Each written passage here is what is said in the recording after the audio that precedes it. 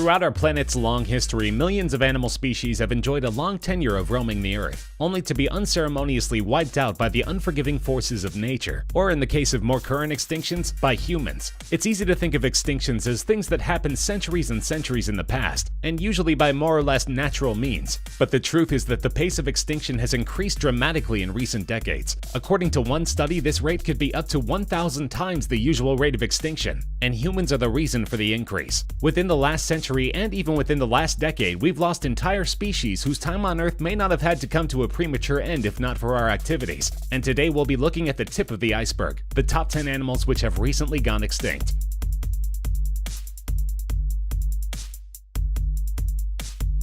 At the beginning of the 20th century, the black rhinoceros was a ubiquitous presence on the African plains. It's estimated that at this time there were over 1 million of them, composed of 4 different subspecies. But unfortunately, in the early decades of the 1900s, hunting these animals for sport became a common pastime among the rich, with little thought given to the effect that widespread hunting could have on the animal's population. The rhinos' numbers were decimated, and by the time environmental groups began to take notice later in the century, it was far too late. Despite efforts to protect the rhinos, poachers who were mainly after their horns for use in traditional Chinese medicine had diminished their numbers even further. By 2001, one entire subspecies was gone, and the rhinos' numbers had dropped to only about 2,300. In particular danger, the West African black rhino, a subspecies which optimistic estimates guessed might number in the dozens. Conservationists spotted the last living member of this species early in the 21st century, and in 2011, the International Union for Conservation of Nature formally declared that the western black rhino had gone extinct. Unfortunately, it is highly unlikely that this will be the last rhino species to suffer this fate. The Javan rhino is down to fewer than 50 specimens, while the northern white rhino is in serious trouble, with only 7 adults known to currently exist. The Pyrenean ibex was one of 4 subspecies of wild goat that used to populate the Iberian Peninsula, which is mostly divided between Portugal and Spain. Although the last living specimen died in 2000, the Pyrenean ibex is one of only a few animals that have been targeted by genetic scientists for a possible return from extinction by way of cloning, so far unsuccessfully. Like many species that have died out naturally, it is theorized that the ibex suffered from competition for resources in its natural habitat, which it shared with many other foraging species including sheep, horses, and cattle. But conservationists have been keeping an eye on their dwindling numbers for some time. And before the death of the last specimen, a female named Celia, tissue was harvested from the animal with the aim to reproduce the species through recently advanced cloning technology. However, there was a problem. Only female clones could be reproduced from the genetic material, meaning that no males would be available for breeding. Nevertheless, the endeavor moved forward in 2003, with one clone having been produced from tissue taken from Celia's inner ear. But the clone died just moments after birth due to lung defects, and thus far the experiment has not been repeated. The Caribbean monk seal was placed on the endangered species list in March 1967, 15 years after the last confirmed sighting of a living specimen. While they were once plentiful in number, their tendency to remain sedentary while resting or nursing pups made them easy prey for hunters, which led directly to a rapid decrease in their population. After decades with no confirmed sightings, the Fisheries Service of the NOAA, the National Oceanic and Atmospheric Administration, conducted a 5-year review to determine if indeed there were any live specimens left. The review concluded that overhunting had rendered the Caribbean monk seal's numbers untenable, and in 2008 it was announced officially that the species had gone extinct, the first and so far the only seal population to die out as a direct result of human activity. The NOAA also expressed concern over the last 2 surviving monk seal populations on Earth, which inhabit waters near Hawaii and the Mediterranean, as their numbers have also been steadily declining, but expressed hope that enough can be learned from our failure to protect their Caribbean relatives to enact stronger protection for these gentle creatures.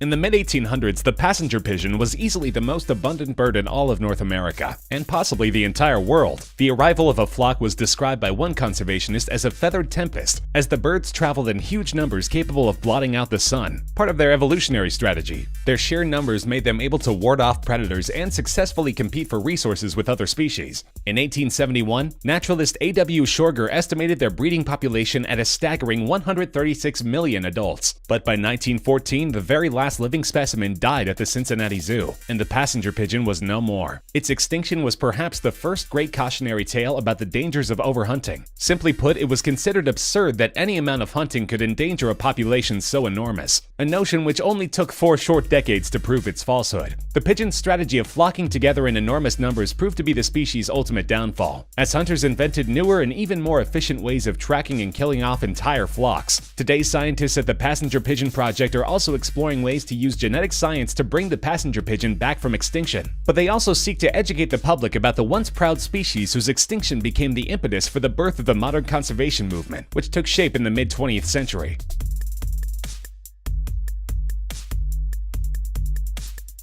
The thylacine, commonly known as the Tasmanian tiger, was another species which the conservation movement arrived too late to save. The last known living specimen was captured in the 1930s, and today the Tasmanian tiger can only be viewed in one place, at the National Museum of Australia, where the preserved carcasses of several specimens are on display. The Tasmanian tiger suffered from its reputation as a nuisance species, one which made a habit of killing livestock, making them an easy scapegoat for the poor financial returns of rural farms during a period of depression in Tasmania. They were trapped and shot with impunity, and even when they were declared a protected species in 1936, worried farmers still had no qualms about shooting them on sight. Some say that holdover packs of Tasmanian tigers can still be sighted deep in the mysterious Australian outback, but this is more of a legend than anything else, as the species was officially declared extinct the same year that their protected status was enacted.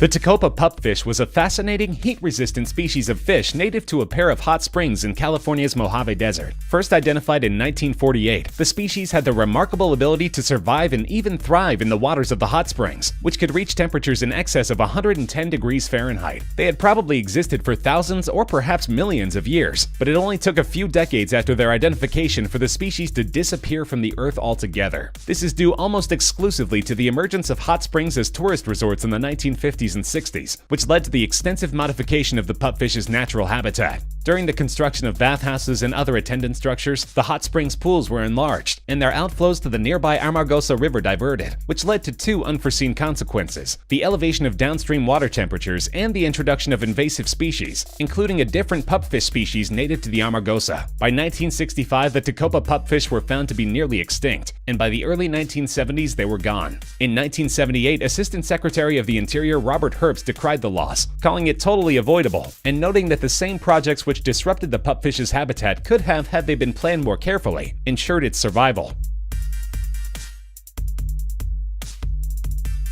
The Javan tiger was smaller than a lot of other tiger species, with an average body length of only about 8 feet for the largest males, but what they lacked in size they made up for in ferocity. British scientist Charles Partington stated that an adult male was capable of breaking the legs of much larger animals, such as horses and buffaloes, using only its paws, and the deer and wild boar which roamed the Indonesian island of Java lived in fear of this cunning predator. But during the 20th century, Java's human population exploded, and with this increase came the necessity of clearing vast portions of the tiger's habitat to make way for farming, construction, and other human activities. As early as the 1940s, Javan tigers had mostly retreated from the human expansion, making their new habitats in the remote forests and mountains of the island. By the 1970s, only one known population remained on Mount Batten, one of Java's highest peaks, which is where the last known living specimen was sighted in 1976. As with the Tasmanian tiger, alleged sightings of these beasts in remote areas of the island continue to this day. But several expeditions into the wild to confirm these sightings have proven unfruitful, and the Javan tiger remains officially extinct.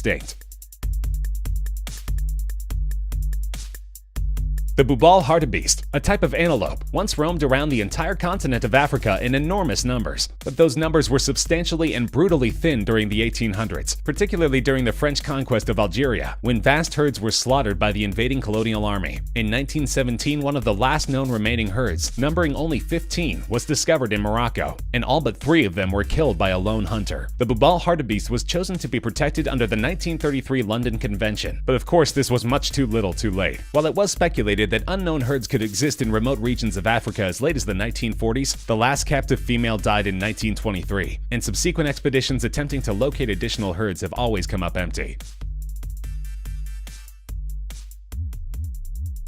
The golden toad once inhabited a Costa Rican preserve north of the city of Monteverde, occupying an area no larger than 4 square miles. They weren't discovered and identified until 1964, and at that time the extremely localized population was estimated to be no more than about 1,500 toads. Since that time, records have been meticulously kept, chronicling the species' dwindling numbers but failing to pinpoint the cause, until well after the last known sighting in 1989, when it was hypothesized that El Niño weather patterns caused by global climate change had been a contributing factor. The International Union for the Conservation of Nature declared the species officially extinct in 2004, and in exploring possible causes asserted that global warming and airborne pollution had led to conditions which brought about high mortality rates in males of the species, which had already been outnumbered by females 10 to 1. Although this has been debated and alternative causes explored, such as an unexplained fungal infection, the IUCN found that all available data supported the El Niño hypothesis, leading the golden toad to receive a dubious honor, the first known animal species to go extinct due to human-induced climate change.